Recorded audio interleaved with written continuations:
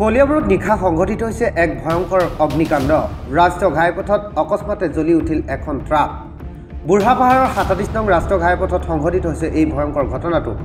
বেটাৰীৰ পৰা short circuit হৈ জুইৰ সূত্ৰপাত হোৱাৰ সন্দেহ প্ৰকাশ কৰিছে ৰাইজে।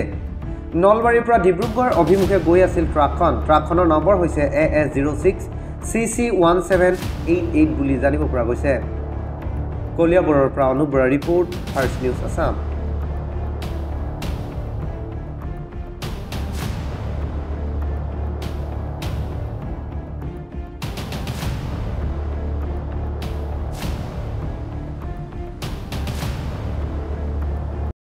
গাড়ীখন আপুনি ক'ৰ পৰা আহি আছিলে? ক'ত যাব মানে কেনেকৈ হ'ল এইটো? এইটো ৱাৰিং শ্বৰ্ট হৈছে। ৱাৰিং শ্বৰ্ট হৈ পেলাই মই গৈ পেলাই বেটেৰী তাৰ খুলিব লৈছোঁ। বেটেৰী পাছ মাৰিছে মানে আৰু আপুনি ক'ত যাব লাগিছিলে? ডিব্ৰুগড়। গাড়ীখন খালী কোনোবা আছিলে নে গাড়ীত ভিতৰত? আৰু কোনো নাই নহয় আপোনাৰ?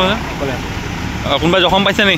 নাই নাই জখম পৰা মই অলপ পাইছোঁ ইয়াত তলত পৰি গৈছিলোঁ যেতিয়া। গাড়ীখন নাম্বাৰটো কৈ দিব নি?